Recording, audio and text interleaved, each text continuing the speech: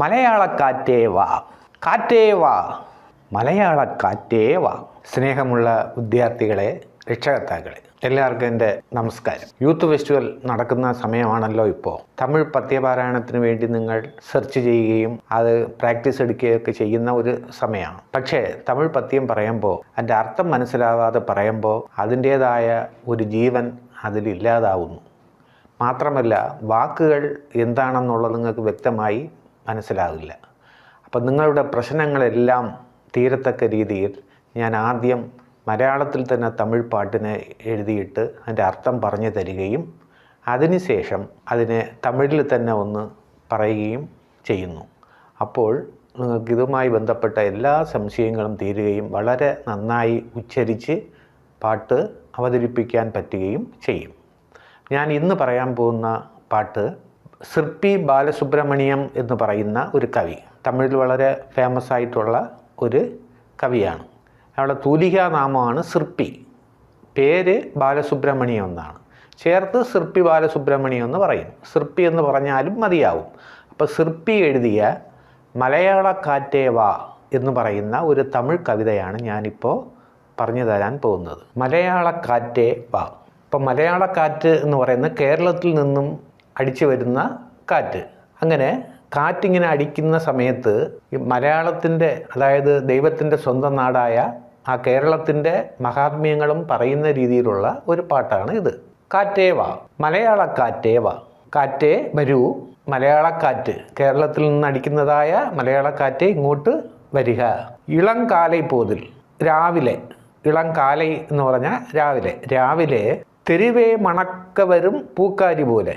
തമിഴ്നാട്ടിൽ ഈ തെരുവിൽ കൂടെ ഇങ്ങനെ പൂ വിൽക്കാൻ പോകുന്ന സ്ത്രീകളുണ്ട്.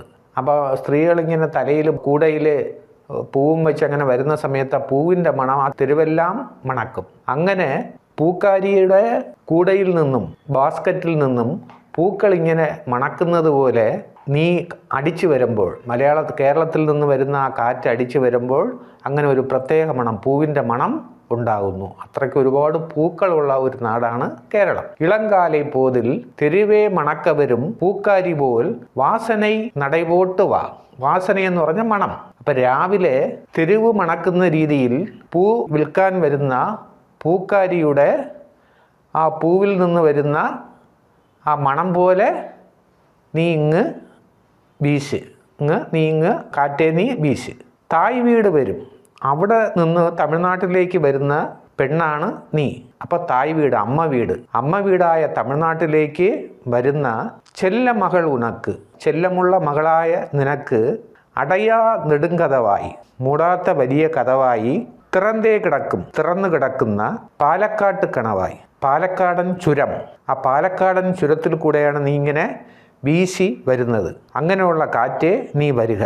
മാത്രമല്ല അറബിക്കടലിൻ നീലച്ചുരങ്കത്തിൽ, കേരളത്തിൻ്റെ ഒരു പ്രധാനപ്പെട്ട കടലാണ് അറബിക്കടൽ. അറബിക്കടലിൻ്റെ നീല നിറമുള്ള ചുരങ്കം, ആ കടലിൽ നിന്നും ആ ചുരങ്കത്തിൽ നിന്നും പുതയലെടുത്ത്, നിധി എടുത്ത്, തിമിരോട്, അഹങ്കാരത്തോടെ കരയിണയ്ക്കും, കരയിലേക്ക് കൊണ്ടുവരുന്ന അലൈസുഖത്തെ, തിരമാലകളാകിയ ആ സുഖത്തിനെ അള്ളിവാ, നീ കയ്യിലെടുത്തോണ്ട് വാ.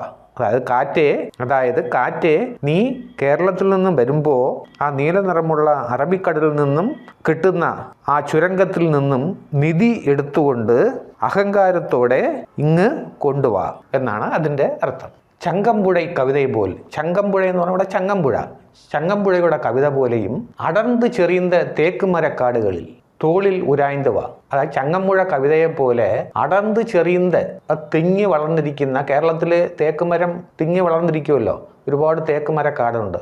ആ തേക്കുമരക്കാടുകളിൽ നീ അതിൻ്റെ തോളിൽ തൊട്ട് ഇങ്ങനെ തടവി വീശി അടിച്ചു വാ.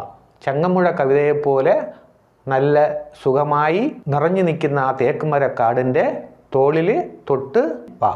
തെന്നൈ മരങ്ങളെ കഥകളി ആടവിട്ട്, കേരളത്തിൽ ഒരുപാട് തെങ്ങുകളുണ്ടല്ലോ. അപ്പോൾ ആ കവി പറയാണ് തെങ്ങുകൾ കഥകളി ആടുകയാണെന്ന്. കാറ്റടിക്കുമ്പോൾ തെങ്ങ് ആടുന്നതിനാണ്, അതിൻ്റെ കുലകൾ ആടുന്നതിനാണ് അങ്ങനെ പറയുന്നത്. തെന്നൈ മരങ്ങളെ കഥകളി ആടവിട്ട്, തെങ്ങുകളെ കഥകളി ആടവിട്ട്. കഥകളി നടനം കേരളത്തിൻ്റെ പ്രധാനപ്പെട്ട നടനമാണ്.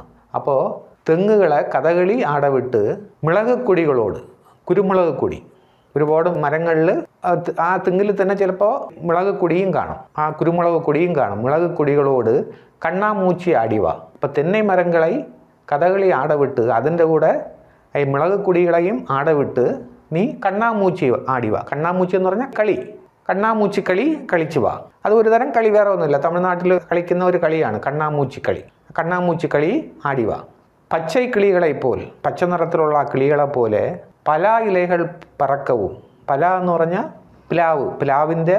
പ്ലാവ് ഒരുപാടുണ്ടല്ലോ. അപ്പോൾ പ്ലാവിൻ്റെ ഇലകൾ ഇങ്ങനെ വീണുകൊണ്ടിരിക്കും. ആ ഇലകൾ പറക്കുന്ന രീതിയിൽ ഏത് പറക്കുകയാണ്? പച്ചക്കിളികളെപ്പോലെ ആ പ്ലാവിൻ്റെ ഇലകൾ പറക്കുകയാണ്. പച്ചക്കിളികളെപ്പോൽ പല ഇലകൾ പറക്കവും, പ്ലാവിൻ്റെ ഇലകൾ പറക്കുന്ന രീതിയിലും മഞ്ഞക്കിളികളെപ്പോൽ, മഞ്ഞ നിറത്തിലുള്ള കിളികളെപ്പോലെ താഴപ്പൂക്കൾ സിറകടിക്കവും, താഴമ്പൂ അനങ്ങുന്ന രീതിയിലും വിന്തകൾ ചെയ്യും മോഹിനിവ. ഒരുപാട് വിന്ത എന്ന് പറഞ്ഞാൽ അതിശയങ്ങൾ ചെയ്യുന്ന മോഹിനിയായ മലയാളക്കാറ്റേ നീ വാ. അപ്പം നീ വരുന്ന വഴിക്ക് ആ പ്ലാവിൻ്റെ ഇലകളെ അനക്കിയും താഴമ്പൂവിനെ അനക്കിയും നീ വരുന്നു. അങ്ങനെയുള്ള ആ അതിശയം തരുന്ന ആ മോഹിനിയെ മലയാളക്കാറ്റേ വാ, നീ വാ. ആടിമാസം വന്നാൽ തമിഴ്നാടേ വെയിലിൽ കറങ്ങും. തമിഴ്നാട്ടിൽ ഭയങ്കര ചൂടാണ്, വെയിലാണ്. അപ്പോത് ഉൻ തോളിലിരുന്ന് എം കണവായ് വാസലിൽ മുകിൽ തങ്കം ഇറങ്ങും. അപ്പോൾ ആടിമാസത്തിൽ തമിഴ്നാട്ടിൽ ഭയങ്കരമായ വെയിലടിക്കുമ്പോൾ തമിഴ്നാടേ വെയിലിൽ കറങ്ങും. തമിഴ്നാട് തന്നെ വെയിലിൽ കിറങ്ങും എന്ന് പറഞ്ഞാൽ വളരെ കഷ്ടപ്പെടും. അപ്പോത് ആ സമയത്ത് ഉൻ തോളിലിരുന്ന്, നിൻ്റെ തോളിലിരുന്ന് എം കണവായ് വാസലിൽ, എൻ്റെ പാലക്കാട്ട് ചുരത്തിൻ്റെ ആ വാതിലിൽ മുകിൽ തങ്കം ഇറങ്ങും. മുകിൽ എന്ന് പറഞ്ഞാൽ മേഘം.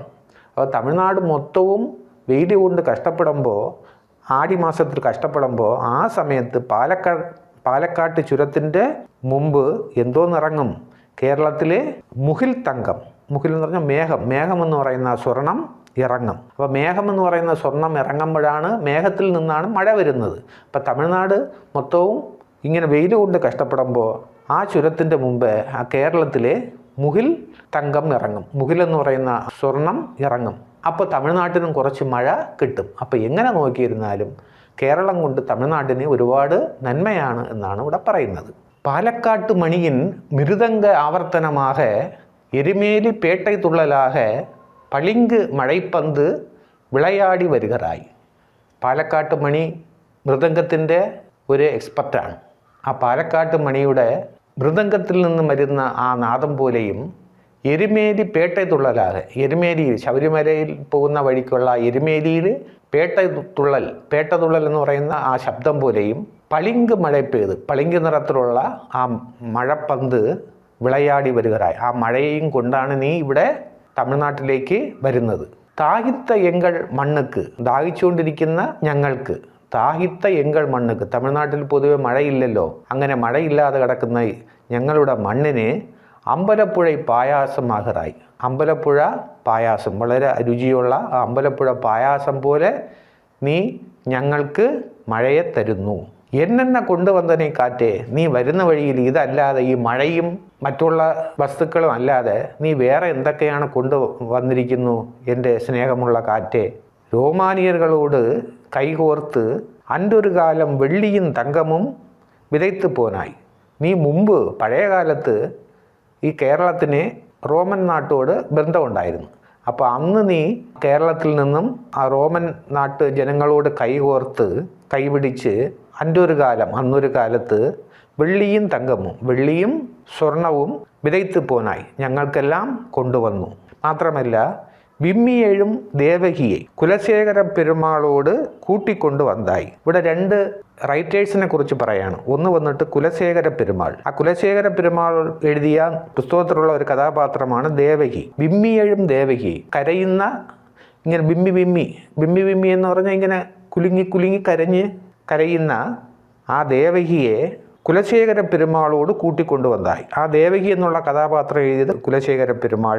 ചേരമാൻ പെരുമാൾ നായനാർ എന്ന് പറയുന്ന വേറൊരു രാജാവ്, ആ രാജാവ് പുസ്തകം എഴുതിയിട്ടുണ്ട്. അപ്പോൾ ആ പുസ്തകം എഴുതിയ ഈ രണ്ട് പേര്, ഒന്ന് കുലശേഖര പെരുമാൾ, പിന്നെ ചേരമാൻ പെരുമാൾ നായനാർ. ആ ചേരമാൻ പെരുമാളിൻ ഈരച്ചൊற்களாൽ, നല്ല ആ ഈർപ്പമുള്ള വാക്കുകളാൽ ആദി ഉലാ നടത്തിനായി നീ ഞങ്ങൾക്ക് ഒരുപാട് കവിതകൾ തന്നു.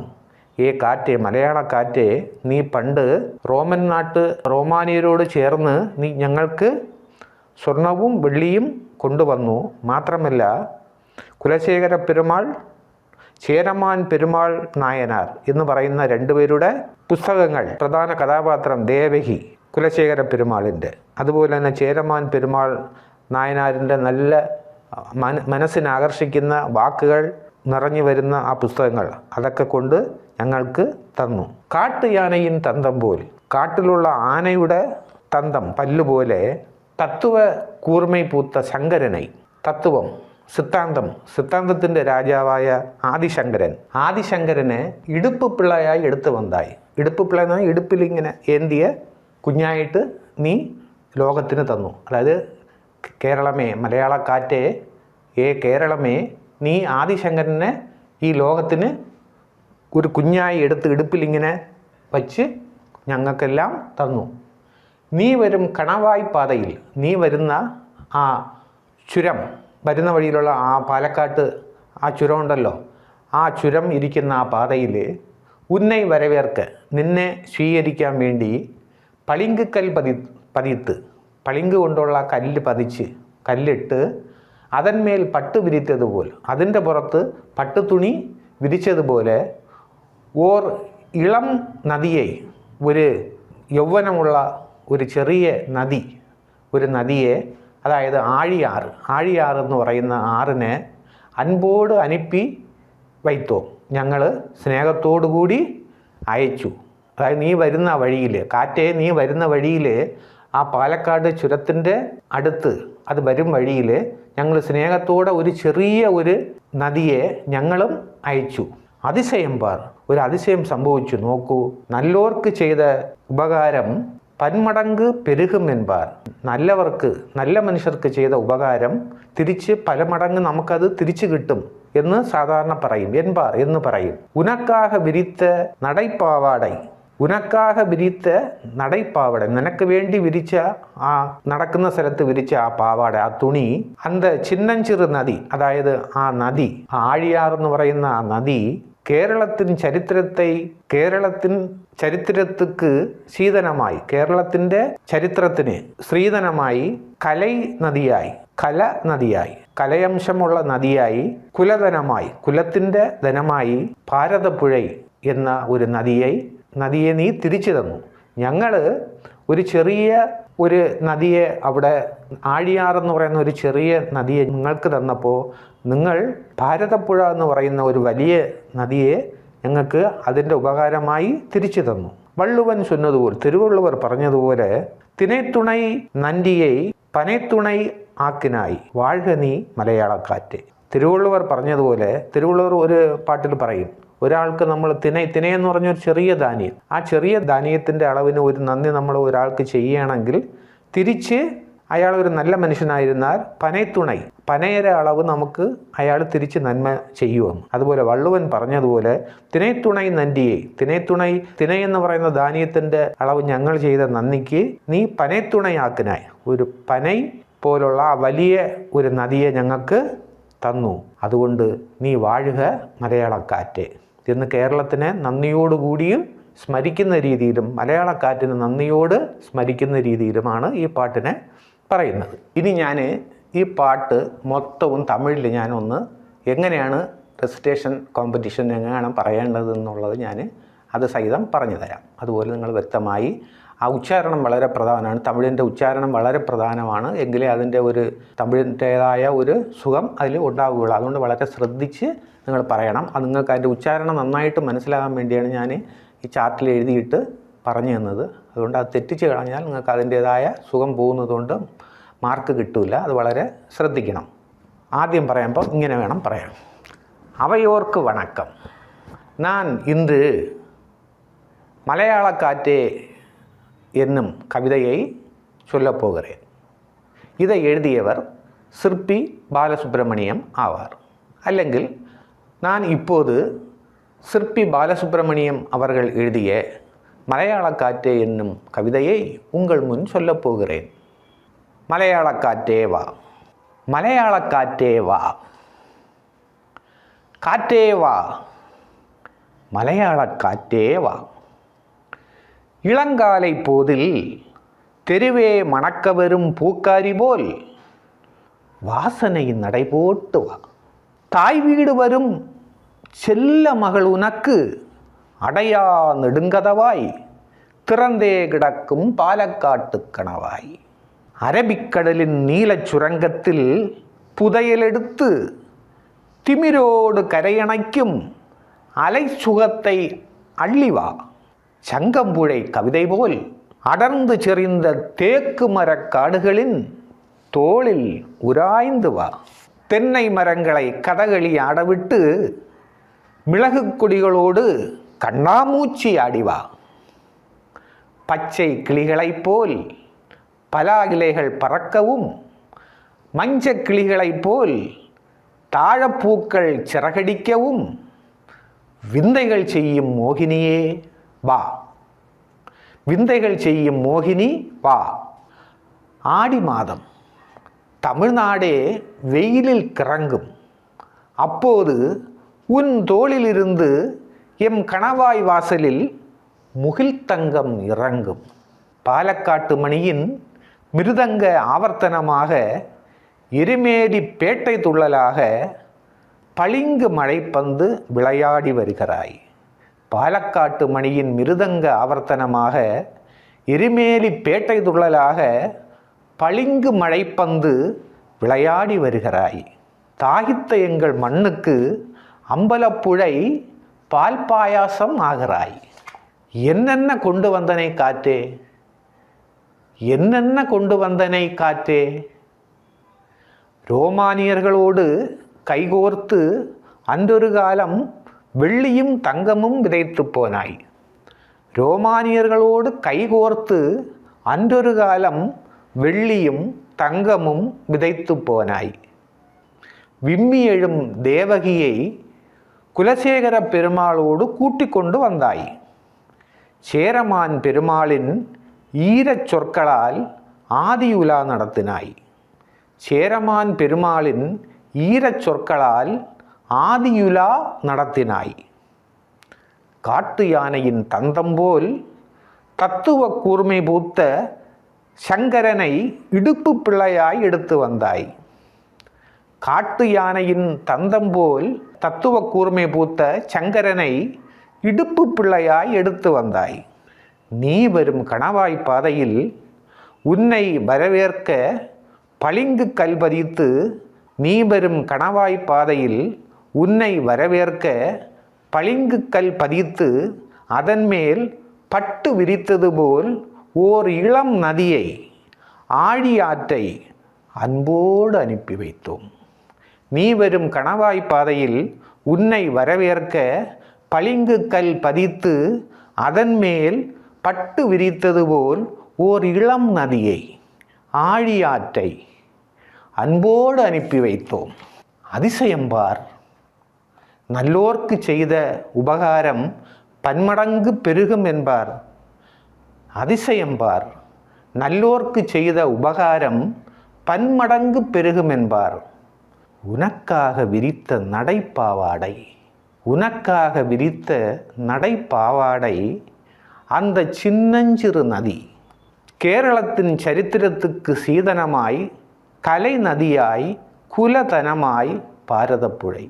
உனக்காக விரித்த நடைப்பாவாடை அந்த சின்னஞ்சிறு நதி கேரளத்தின் சரித்திரத்துக்கு சீதனமாய், கலை நதியாய், குலதனமாய் பாரதப்புழை. வள்ளுவன் சொன்னது போல் திணைத்துணை நந்தியை பனைத்துணையாக்கினாய். வள்ளுவன் சொன்னது போல் திணைத்துணை நந்தியை பனைத்துணையாக்கினாய். வாழ்க நீ மலையாளக்காற்றே, வாழ்க நீ மலையாளக்காற்றே. നന്ദി, വണക്കം. അപ്പോൾ യൂത്ത് ഫെസ്റ്റിവലിൽ യുവജനോത്സവത്തിൽ കുട്ടികൾ തമിഴ് പദ്യപാരായണം നന്നായി പാടാൻ വേണ്ടിയാണ്, അക്ഷരത്തെറ്റില്ലാതെ ഉച്ചാരണ പിശകില്ലാതെ വളരെ നന്നായി പാടി സമ്മാനം നേടാൻ വേണ്ടിയാണ് ഞാൻ അതിൻ്റെ എഴുത്തു രൂപം തന്നെ ഇവിടെ ചാർട്ടിൽ എഴുതിയിട്ട് ഞാൻ അവസാനം നല്ല രീതിയിലൊന്ന് പ്രൊണൗൺസിയേഷൻ നന്നായി വരണം എന്നുള്ളതിന് വേണ്ടി ഞാൻ തന്നെ അതിനെ നല്ല രീതിയിൽ ഉച്ചരിച്ച് ഇവിടെ പറഞ്ഞിരിക്കുകയാണ്. അപ്പോൾ ഇത് നിങ്ങൾ ശ്രദ്ധിച്ച് ഇതുപോലെ ചെയ്യുകയാണെങ്കിൽ തീർച്ചയായിട്ടും ഈ പാട്ട് നിങ്ങൾക്ക് നന്നായിട്ട് അവതരിപ്പിക്കാൻ പറ്റും. സമ്മാനങ്ങൾ നേടാൻ അവസരങ്ങൾ ഉണ്ടാവും. എല്ലാവർക്കും എൻ്റെ ആശംസകൾ. ഈ പാട്ട് നിങ്ങൾക്ക് ഇഷ്ടപ്പെട്ടിട്ടുണ്ടെങ്കിൽ എനിക്ക് സബ്സ്ക്രൈബ് ചെയ്യുക. നിങ്ങൾക്കറിയാവുന്ന ഗ്രൂപ്പിലൊക്കെ ഇതൊന്ന് ഷെയർ ചെയ്യുക, ലൈക്ക് ചെയ്യണം എന്നൊക്കെ ഞാൻ അപേക്ഷിച്ചുകൊണ്ട് നിർത്തുന്നു. നന്ദി, നമസ്കാരം. മലയാളക്കാറ്റേ വാ, കാറ്റേ വാ, മലയാളക്കാറ്റേ വാ.